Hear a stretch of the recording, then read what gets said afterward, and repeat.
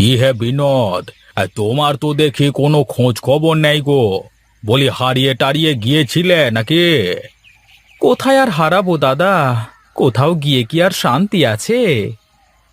কেন কেন, তোর শান্তি আবার কে কেড়ে নিল? হ্যাঁ, কি আর বলবো দাদা, করি তো মাছের ব্যবসা, কিন্তু বউ তো আমাকে মনে করে আমি যেন কোনো কোটিপতি ব্যবসায়ী। ওরে, বউয়েরা এমনই হয়। তা এসব কথা তুই আমাকে কেন শোনাচ্ছিস ভাই? দাদা, ওই হয়েছে কি, আমি আপনাকে দেওয়ার জন্য যে টাকাগুলো রেখেছিলাম, বউ সেগুলো নিয়ে গহনা কিনে ফেলেছে। এখন কি করে আপনার টাকাটা দিই বলুন তো? তা কেন হবে? আমার টাকা দিয়ে কেন তোমার বউ গহনা কিনবে? দাদা, টাকার উপর তো আর লেখা থাকে না যে এটা কার টাকা। বউ ঘরে পেয়েছে তাই কিনে ফেলেছে। তাই বলে আমার টাকা দিয়ে গহনা? এ আমি মানতে পারবো না। আমি আজকের মধ্যেই আমার টাকাটা চাই, যে করি হোক।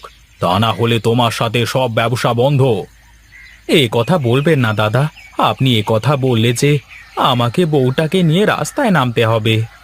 অত কিছু বুঝি নে, আমি এক কথার মানুষ।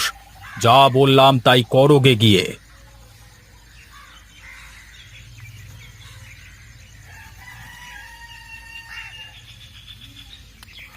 আরে, ওটা বিনোদ দা না? এই দেখি তো।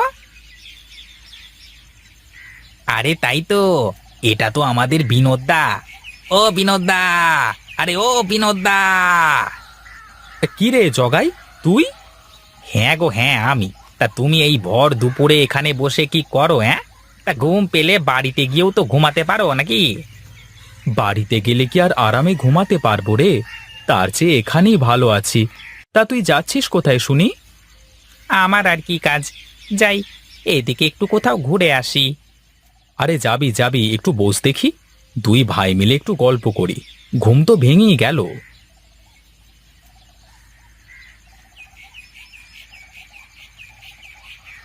কই গো গিন্নি, কোথায় তুমি? কোথায় যে থাকে সারাদিন কে জানে। এই একটা মেয়ে লোক আমার জীবনটা জ্বালিয়ে দিল। যাই দেখি, ঘরে গিয়ে একটু ঘুম দেওয়ার চেষ্টা করি তাহলে।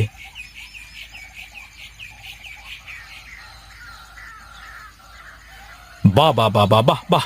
আমি এত সময় ধরে বাইরে দাঁড়িয়ে তোমাকে ডাকছি, আর তুমি ঘরের মধ্যে বসে বসে সাজছো। কি আর করব, দেখলাম তুমি ডেকে ডেকে যখন না পাবা তখন তো ঘরেই আসবা, তাই চুপচাপ আমার কাজ করছিলাম। দেখো তো আমাকে কেমন লাগছে। খুব সুন্দর, খুব সুন্দর লাগছে গিন্নি তোমাকে। কিন্তু আমাকে বলো তো, এত সাজুগুজু করে তুমি এখন কোথায় যাবে?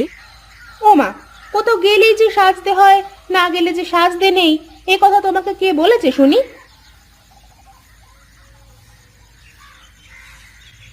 না রে বাবা, আমি এর আগে তো কখনো দেখিনি যে একটা জেলের বউ সারা দিন সাজগোজ নিয়ে পড়ে থাকে।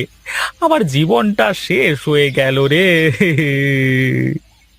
এই দেখো, তুমি কিন্তু এখন আমাকে অপমান করছো। তুমি কি ভুলে গেছো তুমি আমাকে বিয়ের সময় আমার বাবাকে কি বলে আমাকে এ বাড়িতে নিয়ে এসেছিলে? হ্যাঁ হ্যাঁ, আছে, এসব মনে আছে। কিন্তু আগে কি আর জানতাম যে বউ আমার কোনো কাজের না? তাহলে কি আর বিয়ে করতাম জীবনে? এত বড় কথা! থাকবো না আমি তোমার বাড়ি, করবো না তোমার সংসার। এই আমি চললাম বাপের বাড়ি। আরে ধুর, একটু থেকে একটু হলেই বাপের বাড়ি চলে যাওয়ার কথা কেন বলো? অন্য কথা বলতে পারো না? অন্য কোনো কথা আমার মাথায় আসে না তখন। চলো চলো, মাথা ঠান্ডা করে বসো, তারপর দেখি কি করা যায়।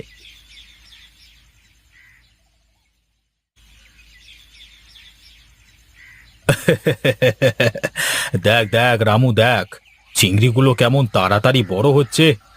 তাই তো দেখছি বাবু, কিন্তু আমার কি মনে হয় জানেন? তোর আবার কি মনে হয়?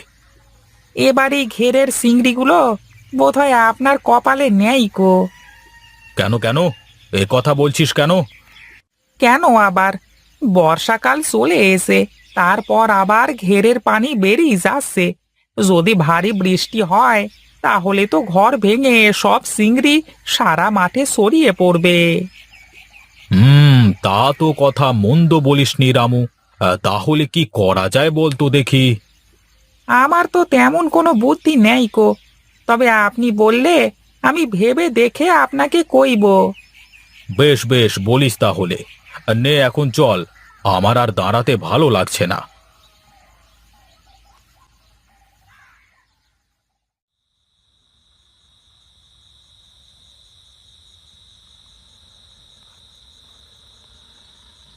কি গো, তুমি এমন চুপচাপ হয়ে আছো কেন? কোনো কথা বলো না। ভাবছি গো গিন্নি, ভাবছি। তোমার এত ভাবনা কিসের গো, একটু বলবা? কেন, তুমি যে আলমারিতে রাখা ব্যবসার টাকা দিয়ে গহনা কিনেছো, সেই টাকা এখন কোথায় পাবো শুনি? বলি, তোমার বাবা এসে কি দিয়ে যাবে নাকি? কি এত বড় কথা! তুমি আমার মোড়া বাবাকে নিয়ে কথা বললে? সামান্য কটা টাকা নিয়েছি, তার জন্য তুমি আমাকে এমন করে বলতে পারলে? আহা, কেঁদো না তো।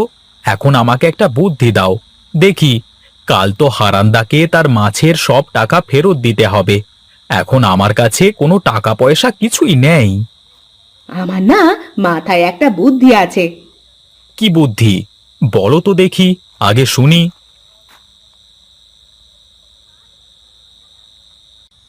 আরে বাহ, এই না হলে তুমি আমার গিন্নি! তুমি কিন্তু আমার বুদ্ধি শুনে চললে লস করবা না।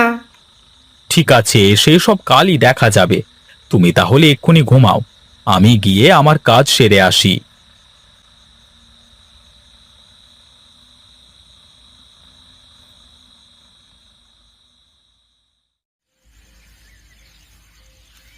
একই রে রামু, একই দেখছি আমি।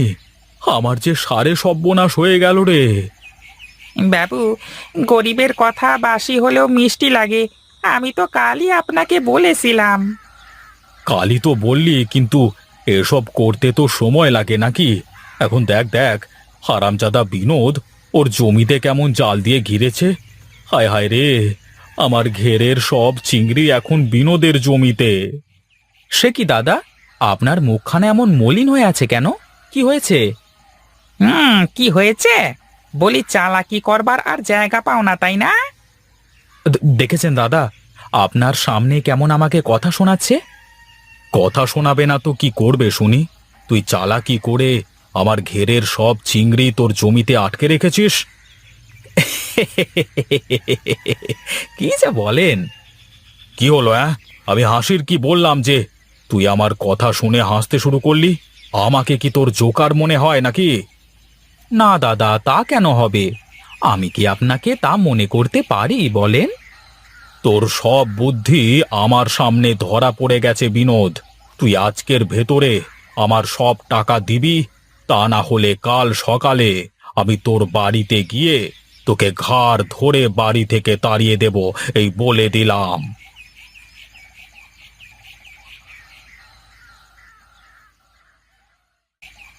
কি গো, হারান বাবু কিছু বললো?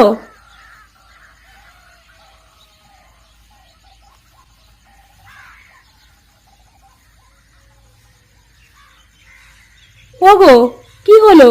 বলো না কেন কিছু?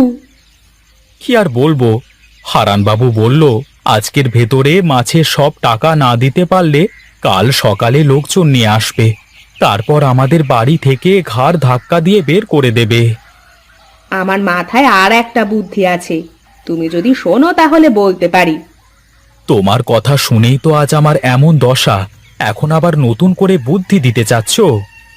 শোনোই না একবার আমার কথাটা। এবার যদি কাজ না হয় তাহলে আর কখনো তোমাকে আমার কথা শুনে চলতে হবে না। ঠিক আছে, এবার তাহলে আমি গিয়ে দেখি কোনো কাজ হয় নাকি।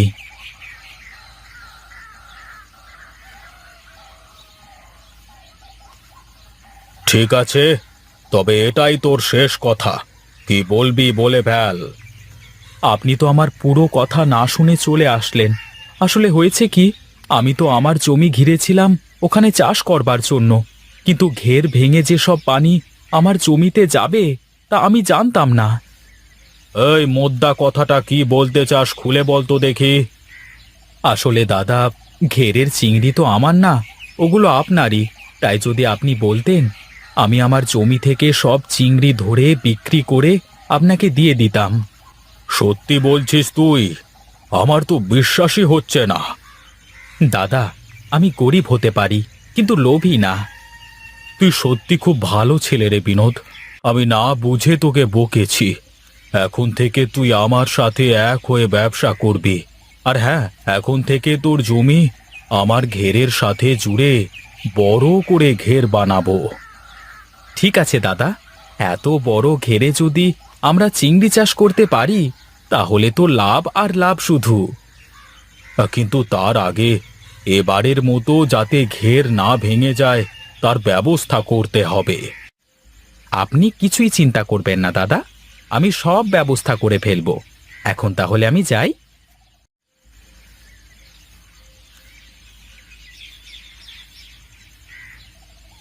যাক, শেষমেশ বইয়ের কথায় রক্ষে পেলাম। এখন থেকে বইয়ের কথা শুনেই সব কাজ করব।